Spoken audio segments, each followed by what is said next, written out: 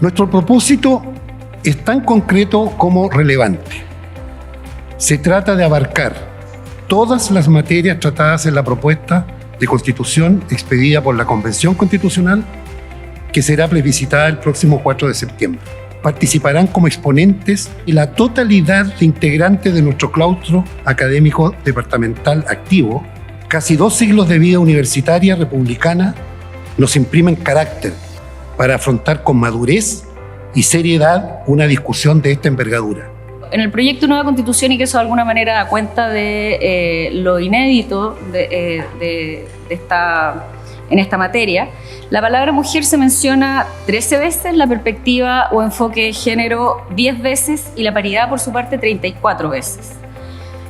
Además, como ustedes saben, y ya ha sido destacado no solamente nacionalmente, también a nivel internacional, es la primera convención constitucional con composición paritaria de hombres y mujeres. Lo inédito no es la idea misma de paridad en la representación de cargos de elección popular y en general en los espacios de poder. Constituciones extranjeras ya tenían este principio de paridad. Pensemos, por ejemplo, la Constitución francesa, que desde el año 2000 en su artículo primero establece el principio que la ley tiene que favorecer el acceso igualitario de los hombres y las mujeres, ¿no es cierto?, a la función pública, a los cargos electivos y también en la esfera privada a las responsabilidades profesionales y sociales. Probablemente la novedad que tuvo este dispositivo y que yo creo y que es importante tenerlo en cuenta porque también da cuenta o puede explicar también cómo quedó diseñado ahora la Constitución sobre este tema, es que de alguna manera se estableció lo que una autora ha llamado la paridad a la chilena. O sea, ya no es solamente una paridad de entrada como tradicionalmente se había entendido, esto es permitir, por ejemplo, que los cargos de elección popular las mujeres participen en las candidaturas, en las listas, sino que también lo que busca es asegurar un resultado.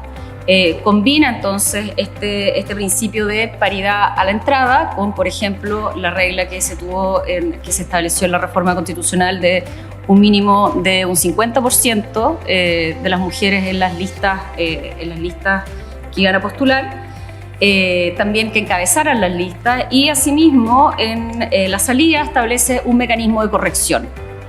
Un mecanismo de corrección que básicamente lo que busca es que se logre este resultado paritario. En este contexto, no sé si usted recuerda, las mujeres obtuvieron mayor votación que los hombres, fue 50,3% de los votos versus 49,7% de los hombres. Paradójicamente, este mecanismo de corrección que originalmente se había pensado para las mujeres, en definitiva favoreció más a los hombres. Hubo 11 hombres a los que se les aplicó este mecanismo y 5 mujeres, y así entonces como terminamos con esta composición de 78 hombres y 77 mujeres.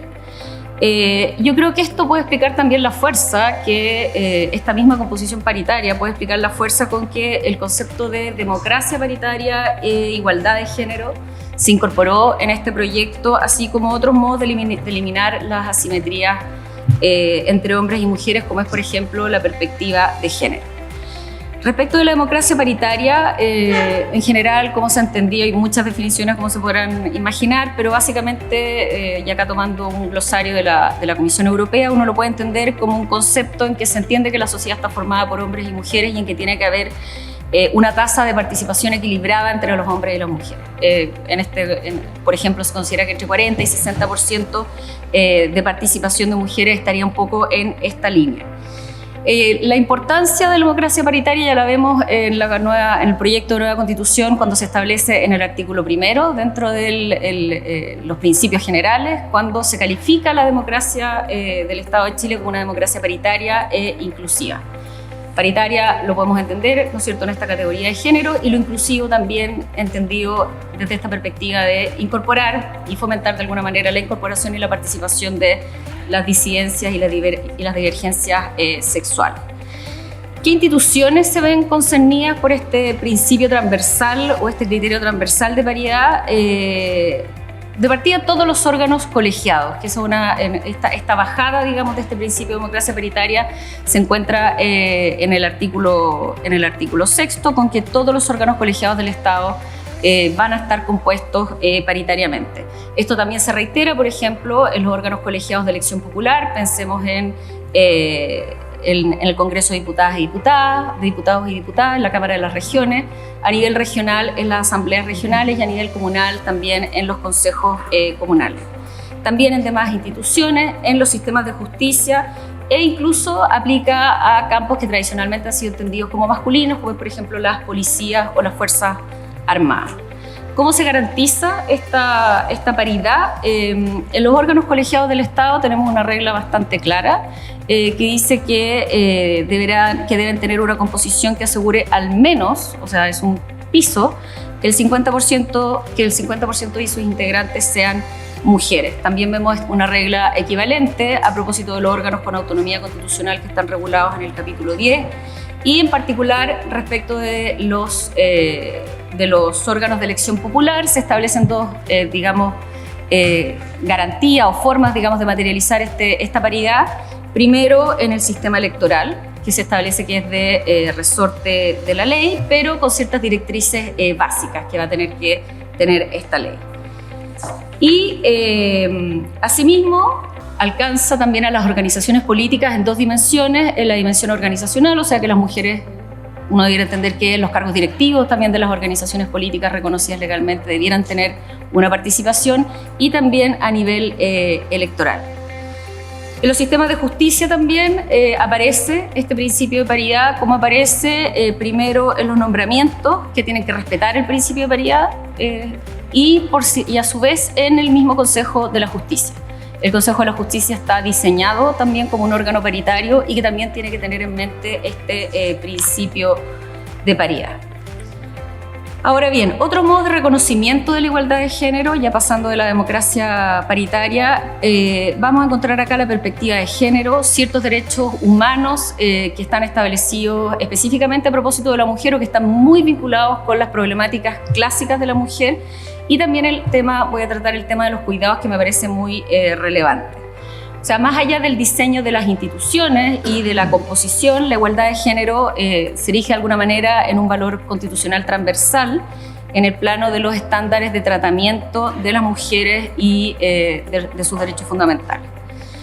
La perspectiva como enfoque de género que tanta polémica ha generado tradicionalmente, básicamente como se entiende, es como una lucha contra los roles o estereotipos o sesgos que condicionan las acciones de la sociedad en perjuicio de las mujeres o en beneficio de los varones. Por ejemplo, permite una interpretación y una aplicación del derecho que sea sensible a estas asimetrías históricas existentes entre los géneros, impidiendo la materialización entonces de enfoques culturales que sean sexistas.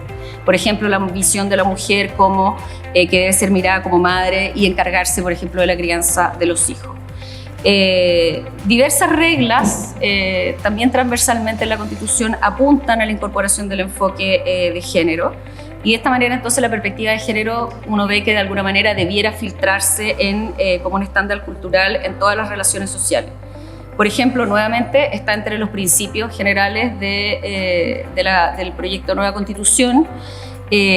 También está en áreas muy sensibles precisamente en esta materia, como es por ejemplo en el área de la educación, que es precisamente uno de los lugares donde se puede perpetuar estos sesgos o estos estereotipos femeninos y masculinos, en los sistemas de salud, en el Sistema Nacional de Salud, y también en materia de ejercicio de derechos sexuales y reproductivos. También lo vemos en el ejercicio de la función pública, a los principios tradicionales que ya conocíamos, como por ejemplo el principio de probidad, el principio de transparencia. Aparece también el principio de enfoque de género en la función jurisdiccional, que también ha sido bien discutido o polémico, digamos, al menos a nivel, digamos, de comentarios en la prensa. Y por último, también en las funciones de policías. En segundo lugar, también este proyecto de Nueva Constitución identifica a la mujer como sujeto de derechos fundamentales. O sea, no hay duda que siempre la mujer ha sido sujeto de derechos fundamentales y que goza, es titular de estos derechos clásicos, pero además, de alguna manera, por su dimensión específica, presenta algunas singularidades evidentes que han dado origen en el proyecto al reconocimiento de una serie de derechos específicos. Probablemente uno de los que más se han comentado precisamente es el derecho a la interrupción voluntaria del embarazo, a un parto y una maternidad voluntarios y protegidos.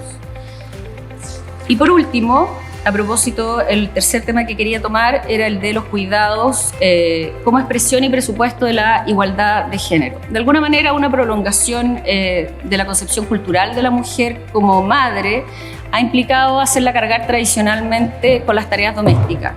Esta concepción de alguna manera inhibe la participación de la mujer en los asuntos públicos y justifica de alguna manera su confinamiento al espacio doméstico.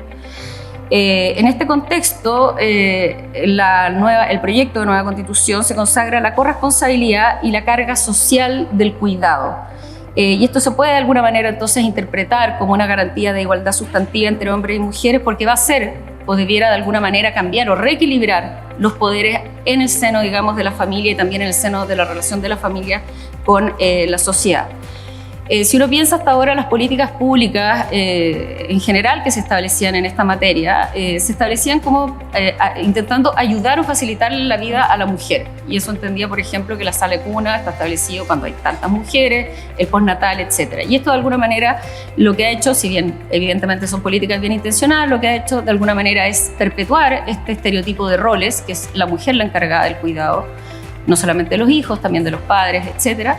Y de alguna manera entonces el proyecto de nueva Constitución se hace cargo de esto a través de el establecimiento de normas que establecen el deber del Estado de establecer políticas que permitan compatibilizar el trabajo con la relación con la vida familiar y reconociendo el valor social y económico de los trabajos domésticos y de los cuidados.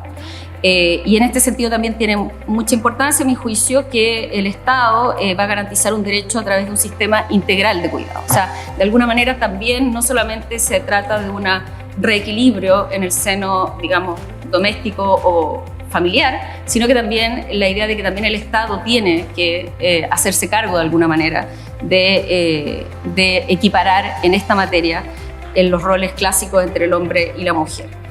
Este proyecto en este sentido es inédito porque se hace cargo de un problema que hasta ahora había estado prácticamente invisibilizado, no había tenido mucha relevancia social al menos y menos jurídica.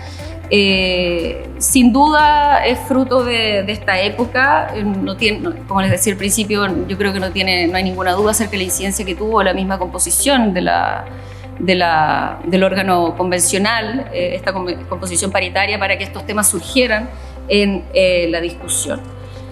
¿Va en la dirección correcta? Uno se podría preguntar. Yo creo que naturalmente hay muchos temas, en el detalle hay muchos temas que podrían ser mejorados, pero sí me parece a mí que en cuanto hace plausible la participación de la mujer en los espacios de decisión e intenta de alguna manera reequilibrar las cargas con efecto en el plano doméstico, pero sobre todo en el plano social, contribuye a hacer realidad un principio clave del constitucionalismo, que es la igualdad ante la ley, pero en este caso llevado al plano material de las relaciones entre los hombres y las mujeres.